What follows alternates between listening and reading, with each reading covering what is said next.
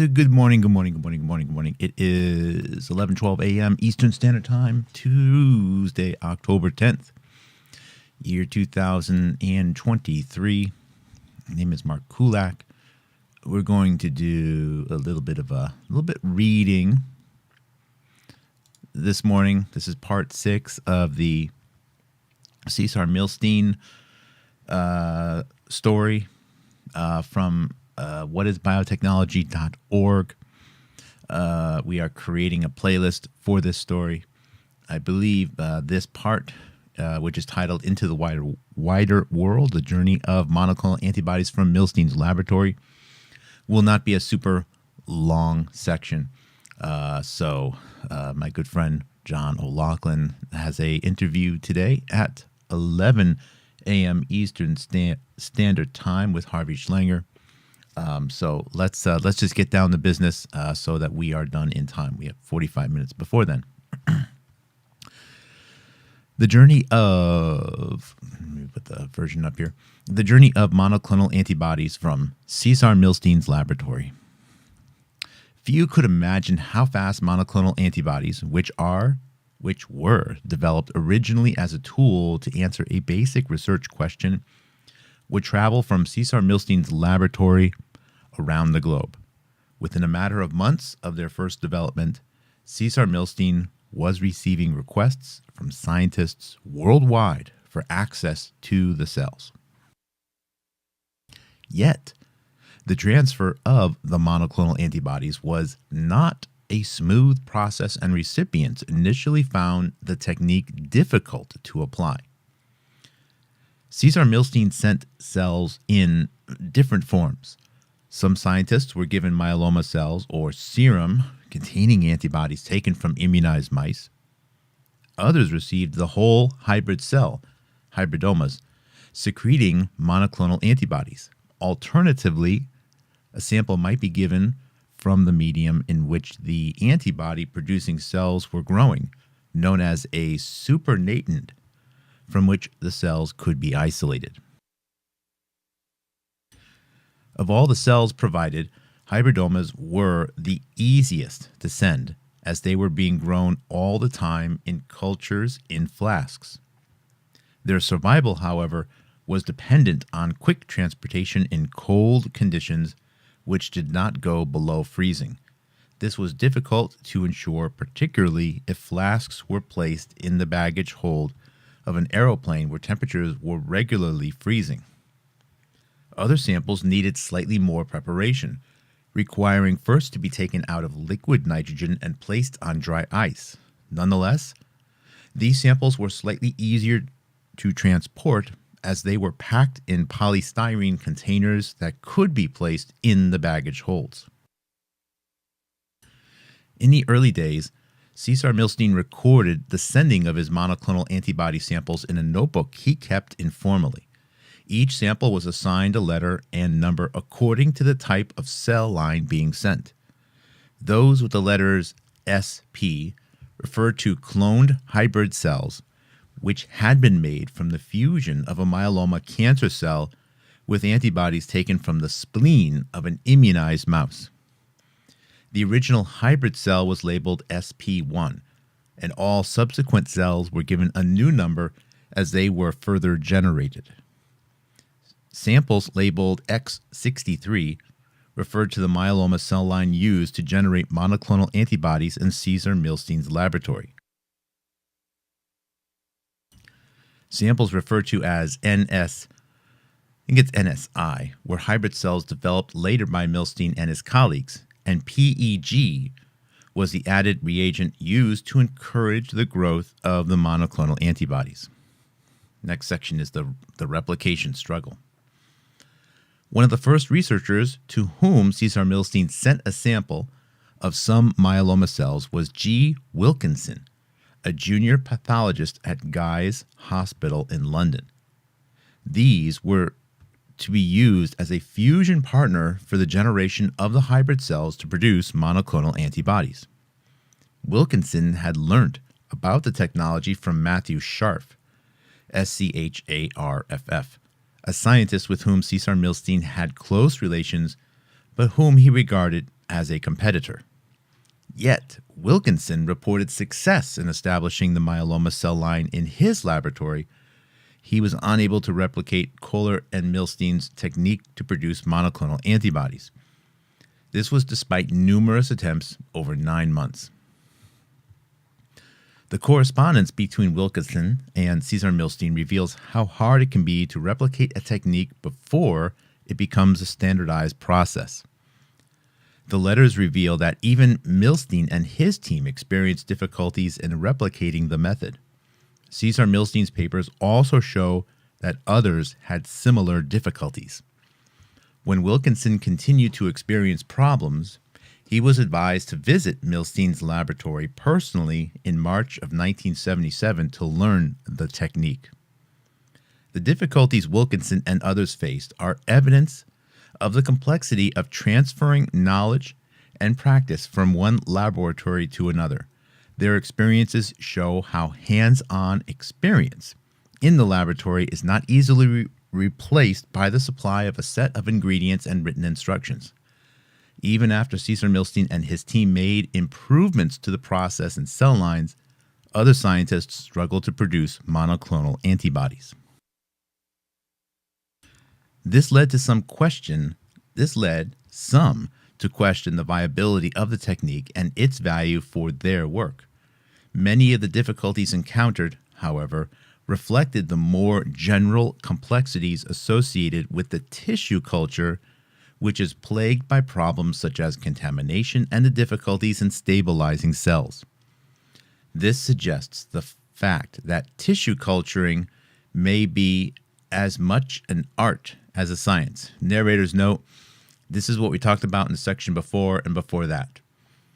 The cell cultures are so important, and they're also so mysterious. It's maintaining a life form in a situation where it was never meant to exist in the first place. And the complexity of life is beyond what we are able to understand. So there's just this art of, well, turn this light on and that light off, and turn the temperature this way. And, well, if it actually falls on the floor and then you mop it up, well, and it seems to work, well, then you want to do that every single time. I mean, you just start noticing all these obscure things.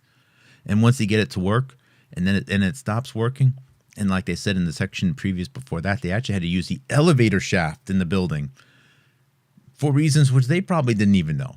So what do? You encourage everyone else to build an elevator shaft at a particular latitude in order to be able to grow the cell cultures. It's an art. It's an art. Narrator's note over. The requests begin.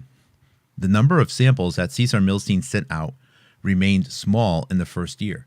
In 1976, different variations of the cell samples were only sent to 8 different individuals, most of whom had some connection with Cesar Milstein and his close colleagues. One person Milstein noted as a recipient of the cells in December 1977 was Bridget Askonas, Askonas, who in the 1970s had been among some of the first scientists to find a way of making monoclonal antibodies. These antibodies, however, only survived a short time. In the first half of 1977, Milstein sent out relatively few cells. From September that year, however, the number began to increase. In that month alone, he sent samples to 7 people. By November of 1977, Milstein estimated that he had sent out his myeloma cell line for making monoclonal antibodies to a total of 50 people. The rise in requests for samples in part reflected the growing interest in monoclonal antibodies awakened by the article Milstein, Galfrey, and other colleagues had published in Nature magazine the previous April. In it, they reported on the successful development of monoclonal antibodies against rat histocompatibility antigens, and this was of considerable clinical interest. Histocompatibility antigens are important as they can be used to establish the unique identity of an organism's tissues and thus determine compatibility between a donor and a recipient in the process of organ transplants. The importance of this paper can be gauged from the fact that it had been cited in more than 1,490 publications by 1993. Next section is called a valuable asset. By generating monoclonal antibodies against histocompatibility antigens, Milstein and his team laid the foundation for the use of monoclonal antibodies in many other clinical applications.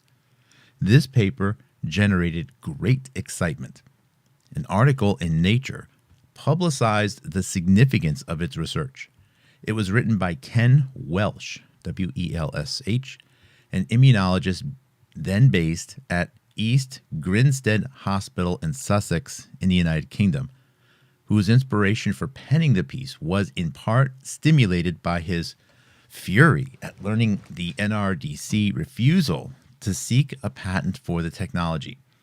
Welsh believed the technique provided a major step forward, particularly for tissue typing, which was critical in the care of transplant patients. Welsh was not alone in publicizing the potential advantages of the new technique. An editorial in The Lancet in June of 1977 also claimed it could, quote, have profound implications for medical practice, unquote.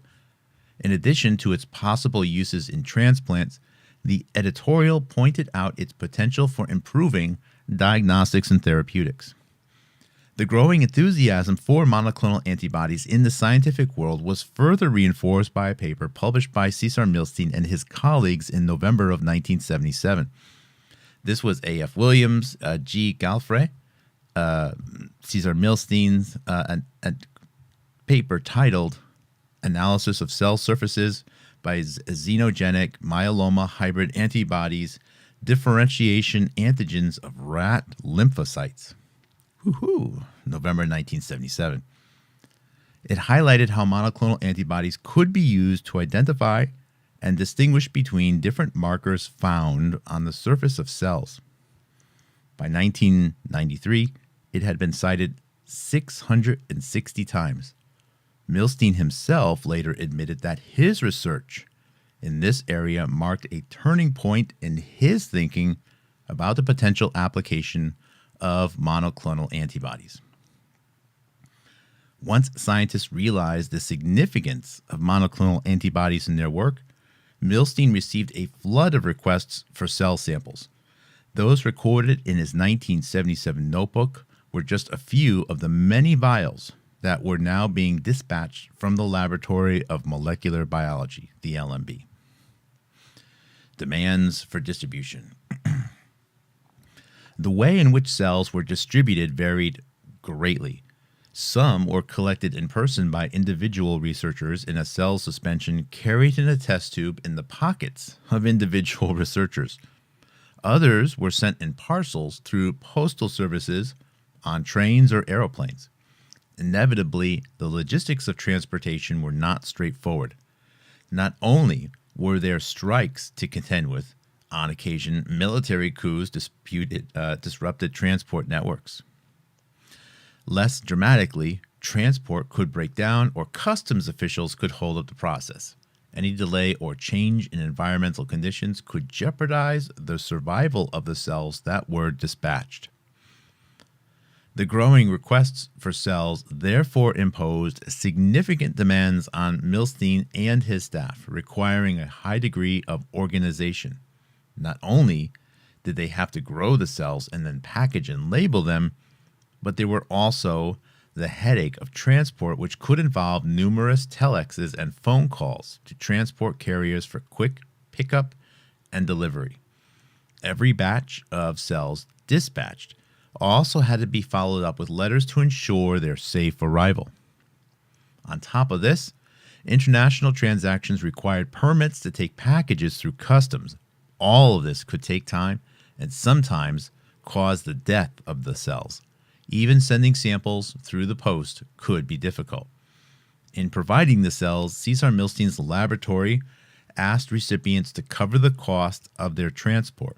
This was frequently difficult to arrange. One of the problems was the bureaucracy involved in issuing invoices. In the early years, the laboratory was willing to overlook non-payments for shipping. By 1983, however, the financial burden of the work involved in sending cells had become so great that the recipients were asked, on receiving their samples, to send a check to cover costs. 2 years later, the rules were changed so that recipients were expected to send checks prior to the dispatch of the cells. And once the patenting of Cesar Milstein cells became more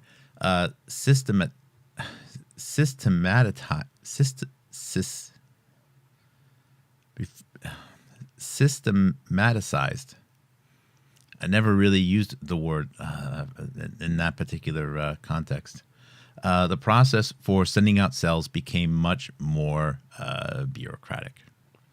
And there's a couple of cool pictures here of some cells, of some of the invoices. The next section is the monoclonal antibodies becoming a marketable product. It's a much longer section. We'll read that one later. I think that's all I wanted to cover for now, just to make a little bit of progress. I hope everyone here has a great day. We'll be doing some more streaming later on, either this or covering a couple of other interesting issues. Take care, everyone. God bless. Appreciate all of the supporters to help the program continue on.